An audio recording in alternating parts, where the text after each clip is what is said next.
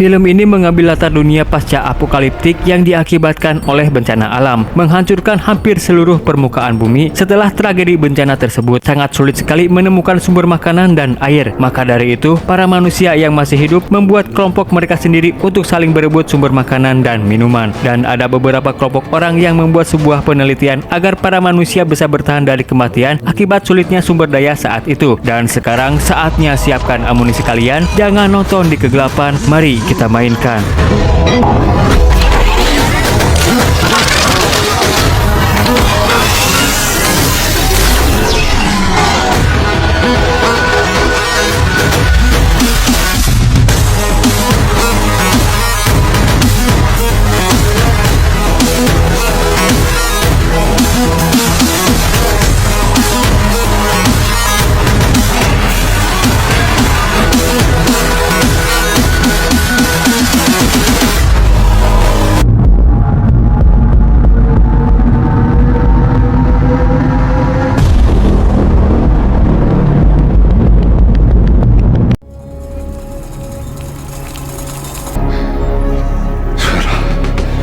Film berawal di sebuah laboratorium. Seorang dokter bernama Yang Jisoo sedang mencoba menyelamatkan putrinya dari kematian. Di sana juga terlihat beberapa hewan reptil yang bentuknya sangat aneh. Kemudian datanglah sekelompok orang yang juga seorang dokter dan beberapa petugas bersenjata, mencoba menghentikan aksi Yang Jisoo yang akan menyuntikkan serum kepada anaknya yang sedang sekarat itu. Usut punya usut, ternyata Yang Jisoo sudah melakukan eksperimen kepada semua orang, menciptakan serum yang membuat manusia bisa bertahan dari kematian. Namun eksperimennya itu gagal dan mengakibatkan ratusan orang yang menjadi bahan eksperimennya itu tewas. Itulah sebabnya mereka menghentikan aksi Yang Jisoo. Tidak berselang lama, tiba-tiba terjadi gempa yang sangat dahsyat menghancurkan seluruh bangunan di sekitarnya, termasuk gedung laboratorium itu.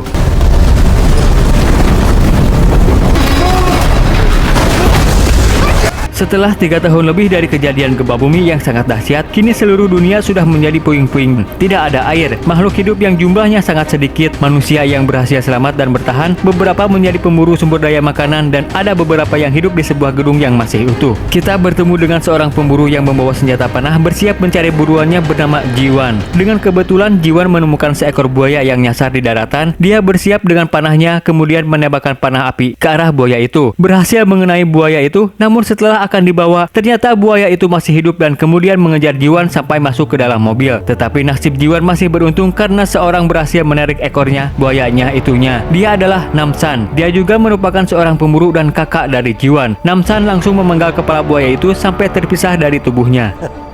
Hai, 맛있겠다.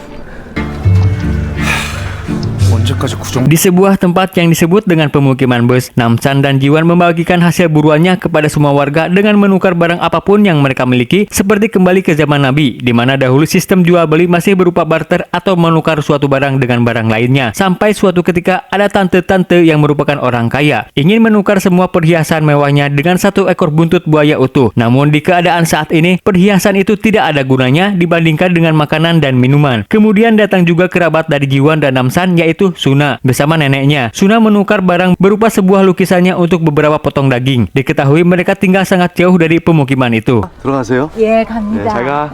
다음.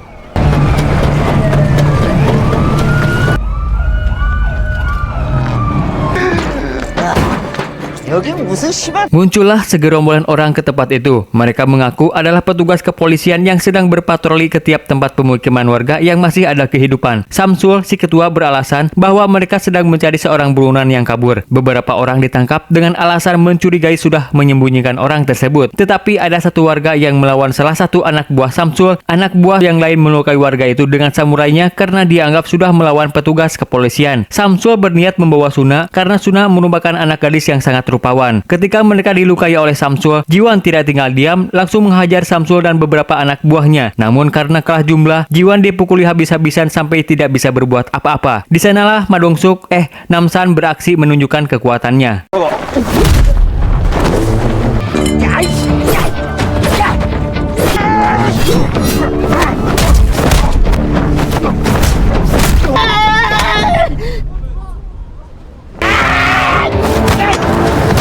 Selesai menghabisi semua musuh, Namsan menginterogasi Samsul siapa pemimpin mereka. Tiger merupakan pimpinan mereka yang juga merupakan pedagang gelap. Terlihat dari air bersih yang dibawa Samsul, komplotan Tiger sering membawa dan memasukkan barang yang ditukarkan dengan persediaan air dan makanan dari apartemen yang masih beroperasi yang terletak sangat jauh dari permukiman mereka. Konon tempat itu banyak sekali sumber daya yang berbeda dengan tempat lain, namun sangat sulit sekali menuju ke sana karena jarak yang sangat jauh dan medan jalan yang sangat sulit dilewati. Samsul langsung terkejut dan ketakutan mendengar nama Namsan yang merupakan pemburu terkenal di seluruh jagat raya.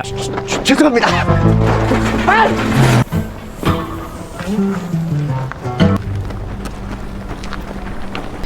아저씨 정말 괜찮아요. Setelah pulang ke rumah, Suna dan si nenek didatangi oleh beberapa orang yang mengaku sebagai guru yang berada di apartemen yang dimaksud oleh Samsul. Mereka menyarankan agar Suna dibawa ke sana untuk bersekolah, karena nantinya di sana Suna dan neneknya akan mendapatkan tempat tinggal yang layak, makanan dan juga minuman yang jumlahnya tidak terbatas. Namsan sempat mencurigai orang-orang itu, namun mereka meyakinkan kalau di sana mempunyai keamanan ketat dari kemiliteran sehingga terhindar dari bahaya. Mungkin kalau Suna dan neneknya tinggal di sana, mereka akan hidup layak, tidak akan sengsara seperti saat ini. Suna ingin membawa Namsan dan Jiwan ikut bersama, namun mereka hanya menerima anggota keluarga yang sedarah, remaja, dan lansia. 보호자분 아직 결정 못한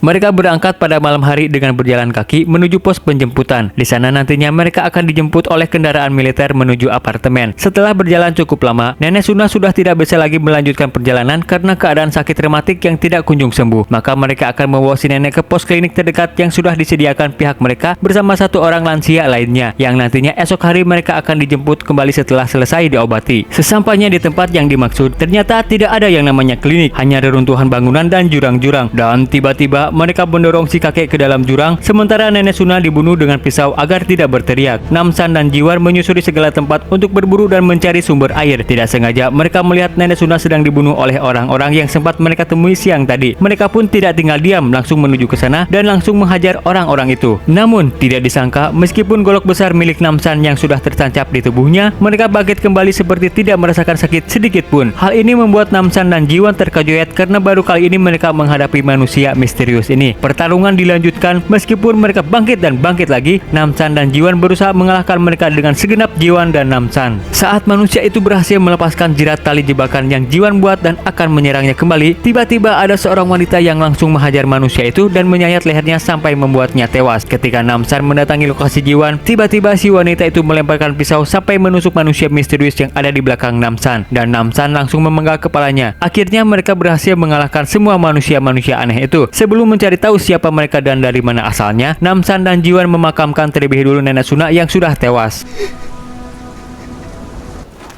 나를 만나러 왔다고? Besoknya, Lee Eun-ho, kita panggil saja Lee, yang merupakan sersan pasukan khusus, menceritakan awal mula para manusia itu tercipta. Berawal saat Lee dan pasukannya sedang bertugas mencari warga yang masih selamat, mereka menemukan sebuah apartemen yang masih berdiri. Di sana mereka menemukan sumber air di bawah tanah dan berusaha untuk membangun ulang apartemen agar bisa dijadikan tempat pengungsian yang layak. Namun ada seorang dokter yang kita lihat di awal film, yaitu Yang Jisoo. Mereka beruntung sekali bisa menemukannya karena seorang dokter sangat dibutuhkan untuk pengobatan para warga. Namun suatu hari, Lee mencurigai ada sesuatu yang aneh setelah Yang Jisoo berada di sana. Semua anak-anak remaja hilang begitu saja saat selesai diobati oleh Yang Jisoo. Lee menindak tegas agar Yang Jisoo bisa menjelaskan apa yang sebenarnya terjadi. Namun sersan lain, yaitu Sersan Kwon, memperlihatkan sesuatu yang sudah dokter Yang Jisoo jalankan selama ini, menembak salah satu anggotanya. Namun orang itu bangkit kembali seperti tidak terjadi sesuatu. Usut punya usut, dokter Yang Jisoo sedang menjalankan terobosan terbaru, sebuah eksperimen yang membuat manusia bisa bertahan dari kematian. Dan agar manusia di dunia bisa selamat dari keterpurukan, itu alasannya dokter Yang Jisoo masih hidup sampai saat ini. Dan ternyata dokter Yang Jisoo menggunakan anak remaja untuk bahan eksperimennya. Itu alasannya juga kenapa anak-anak di sana sangat dibutuhkan. Lee sangat marah mengetahui hal gila dari dokter Yang Jisoo. Karena tidak mau bernasib sama seperti yang lainnya, Lee kabur dari tempat tersebut. Dan alasan Lee mendatangi Namsan untuk meminta bantuan. Mereka menyusun rencana untuk menyusup ke tempat itu karena penjagaan di sana sangat ketat. Siapapun yang tidak teridentifikasi warga di sana akan ditembak di tempat. Para warga yang dibawa si ibu guru sudah sampai di apartemen apartemen yang terlihat sudah tersedia berbagai macam kebutuhan, pertanian, dan tentu saja air yang ada di bawah tanah. Di sana terdapat lebih dari 30 keluarga. Kemudian mereka disambit oleh Dr. Yang Gisu untuk menyampaikan pidato busuknya agar semua orang bisa termotivasi dan betah berada di tempat tersebut. Berpindah ke sebuah tempat yang sekarang dijadikan sebagai tempat berkumpulnya para geng. Terlihat Samsul yang selesai menghabisi geng lain dan bosnya yaitu Tiger yang sudah disinggung oleh Namsan waktu itu. Mereka saling adu kekuatan satu sama lain. Tidak lama kemudian Namsan dan kawan-kawan muncul dan menghentikan baku hantam mereka. Diketahui dulunya Namsan dan si Tiger adalah petinju, namun karena kalah oleh Namsan, Tiger pensiun. Tiger menantang ketua geng lain untuk melawan Namsan dan kawan-kawan. Jika menang, maka semua anak buah Tiger akan menjadi bawahannya. Namun dengan berbeda kemampuan dan pengalaman, tentu saja Namsan dan kawan-kawan bisa mengalahkan dua geng sekaligus tanpa kecuali dengan ketua mereka.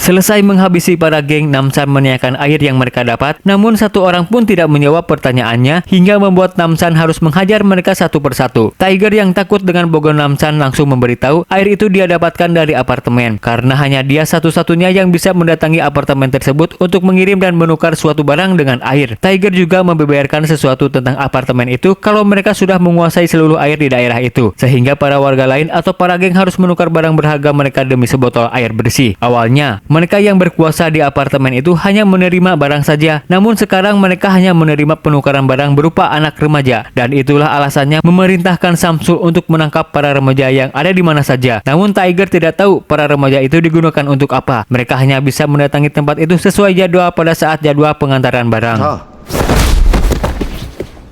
탁한 물을 단계별로 해서 Kembali ke apartemen, para warga baru ditugaskan bekerja di bawah tanah untuk mengolah air sumur menjadi air yang bisa diminum langsung. Suna dan temannya yang baru dibawa ke dalam kelas oleh bu guru. Melihat semua murid di sana seperti mayat hidup, tidak terlihat ada aura kehidupan di wajah mereka. Saat jam istirahat, mereka diberikan makanan dan minuman hasil dari orang tua mereka yang bekerja di apartemen. Tidak lama kemudian, Dr. Yang Gisu datang dan lagi-lagi memberikan pidato tentang visi misinya untuk membuat kehidupan baru, meminta mereka untuk menghabiskan makanan dan minuman yang sudah diberikan selama tinggal di sana. Bu guru memberitahu bahwa teman barunya Yeju sangat antusias berada di sana dan ingin mempelajari tentang eksperimen Dr. Yang Gisu. Dr. Yang Gisu akan memulai melakukan eksperimen saat selesai makan siang. Suna menanyakan keberadaan neneknya, namun Dr. Yang Gisu beralibi kalau penyakit neneknya semakin parah dan harus dilakukan perawatan lebih lanjut karena Dr. Yang Gisu sendiri yang menangani langsung para warga yang sakit.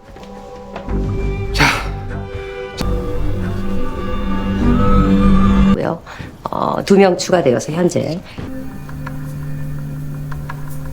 Singkat cerita, malam harinya saat semua sudah tidur pulas, Suna diam-diam kabur dari tempat itu. Sementara Sersan Kwon yang selesai menyuntikkan serum, terlihat di bagian lehernya efek dari serum yang dibuat oleh Dr. Yang Gisu dan mengkhawatirkan dua orang yang belum juga kembali ke apartemen karena mereka harus diberikan serum agar tidak berdampak buruk dan meminta Dr. Yang Gisu untuk mempercepat eksperimennya agar mereka tidak harus bergantung pada serum untuk bertahan hidup. Para orang tua warga baru ingin bertemu dengan anak mereka yaitu Yeju. Mendengar ada keributan, Dr. Yang Gisu memeriksa ke pabrik dan mendapati orang tua Yeju yang ingin sekali bertemu dengan anaknya. Karena menjelaskan saja tidak ada artinya, Dr. Yang Gisu mengajak mereka ke labnya untuk bertemunya dengan Yejunya yang akan membantu eksperimen Dr. Yang Gisu.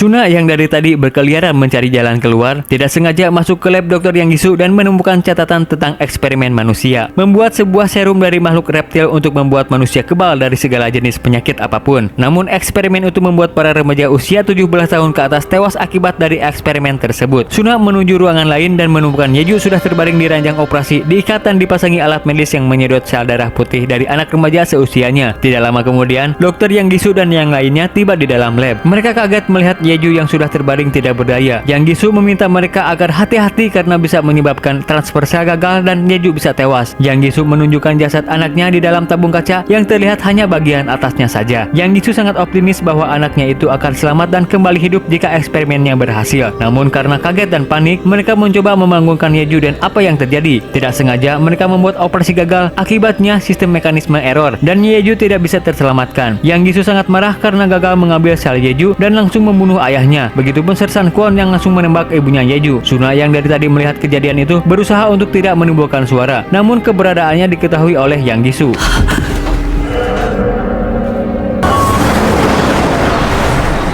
Kita kembali ke jagoan kita dan kawan-kawan dengan menggunakan truk milik Tiger yang digunakannya untuk mengantar barang. Di depan gerbang, para petugas meminta Tiger untuk datang saja di jadwal pengantaran barang nanti. Namun Tiger tidak bisa membuat alasan dengan benar. Otomatis para penjaga mencurigai sesuatu dan memeriksa isi truk tersebut. Kemudian Namsan menghajar satu petugas dan langsung tancap gas menerobos masuk ke dalam sana. Sempat ditembaki oleh petugas lain, namun mereka berhasil masuk ke dalam dengan tidak tanggung-tanggung langsung masuk ke dalam gedung. Suna langsung diikat di ranjang operasi seperti halnya Jeju waktu itu. Dia dipasang alat di bagian leher belakang untuk diambil kelenjarnya dan pada nantinya akan dimodifikasi dengan sel makhluk lain untuk menciptakan sebuah serum baru bagi keselamatan umat manusia. Namun, para remaja akan menjadi korban dan kehilangan sel mereka. Kabar tentang para lansia ternyata sudah dilenyapkan karena yang lemah itu tidak berguna lagi bagi mereka. Kabar itu membuat Suna sangat terpukul karena kehilangan nenek tercintanya. 돼야 돼요.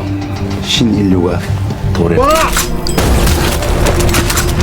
Dengan shotgun kocok, Namsan dan Jiwon menembaki semua tentara satu persatu. Misi mereka adalah menuju penjara bawah tanah dulu sebelum mencari Suna. Namun Sersan Kwon mempunyai rencana lain dengan membiarkan mereka masuk ke sana dan tidak mengejarnya. Sementara Tiger tidak seperti kelihatannya, dia tidak bisa berbuat apa-apa di kondisi saat itu.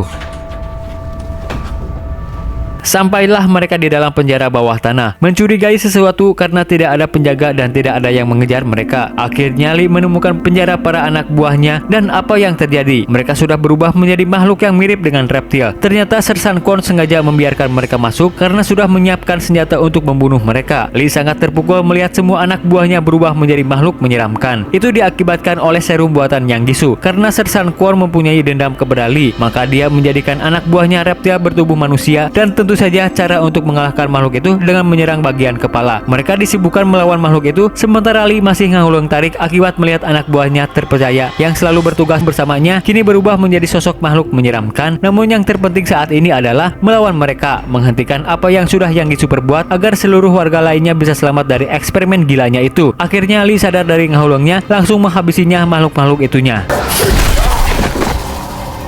나오게선 안 돼.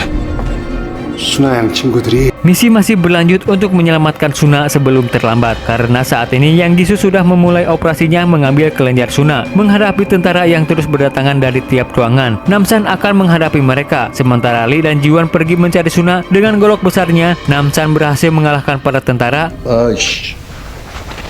어디 있어?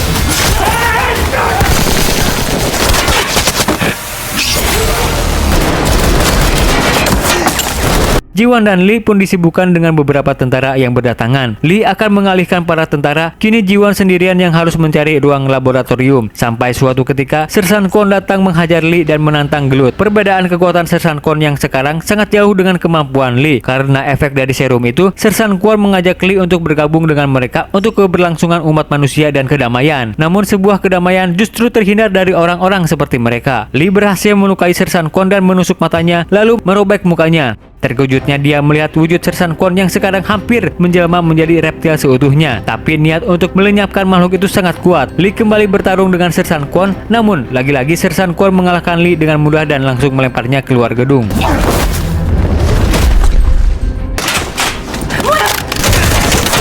Jiwon tidak sengaja masuk ke dalam kelas, langsung membunuh salah satu tentara yang berjaga di dalam. Melihat si ibu guru yang ketakutan, Jiwon meminta menunjukkan laboratorium. Di perjalanan, Sersan Kwon yang kebetulan akan menuju ke laboratorium menghadang Jiwon. Kebetulan juga Namsan datang di saat yang tepat dan akan menghadapi Sersan Kwon agar Jiwon bisa menuju ke laboratorium. Baku hantam antara manusia biasa melawan manusia jelmaan reptil berlangsung sengit. Namsan sempat kewalahan melawan Sersan Kwon karena pasif dari Sersan Kwon, kebal dengan serangan apapun. Namun, Namsan bukan orang yang mudah menyerah begitu saja. Setelah pertarungan yang begitu sengit dan seimbang, Namsan berhasil memfataliti Sersan Kwon, memenggal kepalanya dengan pecahan kaca jendela. Di dalam lab, Yang Jisoo menyuntikkan serum yang sudah dicampur dengan sel kelenjar Suna. Berharap eksperimennya itu berhasil, kemudian akan menyembuhkan anaknya. Namun cara yang dilakukannya salah. Terlalu banyak orang yang menjadi korban atas perbuatannya, dan akan ada akibat dari perbuatannya itu. Tidak berlangsung lama, efek dari serum buatannya mulai menunjukkan gejala mirip seperti Sersan Kwon dan yang lainnya, yaitu muncul kelenjar daging di bagian leher belakang. Ternyata air yang diberikan oleh Yang Gisu kepada anak remaja adalah air yang sudah dicampur dengan obat lain untuk menetralkan sel kelenjar objeknya, dimana bila nantinya dicampur dengan serum buatannya, maka akan menciptakan serum baru yang membuat manusia hidup tanpa penderitaan. Tetapi Suna sudah mencurigai hal itu dan tidak meminum semua air yang diberikan mereka. Maka dari itu, percuma saja Yang Gisu mencampurkan sel kelenjar Suna dengan serumnya, karena tidak ada pengaruh sama sekali. Suna sangat senang melihat Yang Gisu gagal dalam eksperimennya untuk kesekian kali. Jiwan datang tepat waktu saat Suna akan dibunuh oleh Yang Gisu. Tidak lama, datang sersan lain yang masih hidup langsung menghajar Jiwan sampai tidak berdaya. Tidak ingin kedoknya terbongkar, Yang Gisu menyuruh sersan dan Bu Guru untuk memasukkan anaknya ke dalam koper dan segera pergi dari tempat itu sambil membawa semua serum miliknya. Saat akan pergi, Namsan datang dan langsung menghabisi mereka. Bu Guru yang terkena tembakan meminta Yang Gisu untuk memberikan serumnya. Namun Yang Gisu tidak menghiraukannya dan langsung melemparkan granat.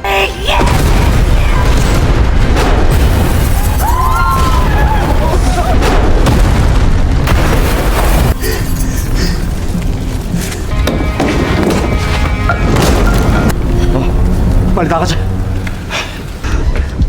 다들 괜찮아요? Lee yang sudah siuman langsung menuju sumber ledakan, menemukan Namsan dan adik-adiknya selamat. Sementara itu, Yang Gisu sedang beradu mulut dengan para warga yang kecewa, dipukuli habis-habisan oleh para warga tersebut karena sudah membuat anak-anak mereka menjadi korbannya. Sedikit demi sedikit, wajah Yang Gisu mulai berubah, langsung membunuh semua warga karena sudah menghancurkan serum miliknya. Sibuk dengan menembak para warga, Yang Gisu tidak menyadari kalau kopernya tidak sengaja tertembak. Otomatis jasad anaknya yang ada di dalam ikut terkena tembakan gara-gara dia tidak bisa mengendalikan nafsu busuknya itu. Inilah akibat dari perbuatan gilanya. Siapa yang menanam, dia akan menuai hasilnya. Dan ini dibuktikan jelas dari sifat Yang Gisu yang terlalu terobsesi oleh sesuatu, tidak memperhatikan dampak buruk yang akan terjadi setelahnya. Tidak ada sesuatu yang bisa diperbuat jika sudah menemui ajal masing-masing, maka harus ikhlas menerimanya. Memang pada dasarnya kita semuanya akan kembali ke akhirat suatu saat nanti. Sepintar dan secerdas apapun manusia, jika sudah melawan kodratnya sebagai manusia, maka jangan salahkan Batman yang tidak bisa terbang. Itu akibat dari perbuatannya sendiri. Siapa suruh membuat sesuatu yang melenceng? Sekarang tinggal terima saja akibatnya. Anaknya tidak bisa hidup lagi, eksperimennya gagal, dan dia sendiri pun harus bernasib sama, yaitu Pae.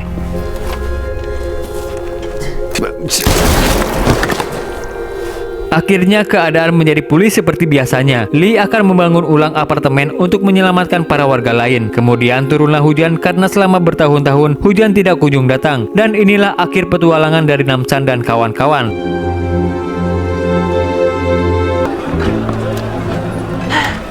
Seperti biasanya, Namsan dan yang lainnya menjalani kehidupan normal kembali dan film pun selesai.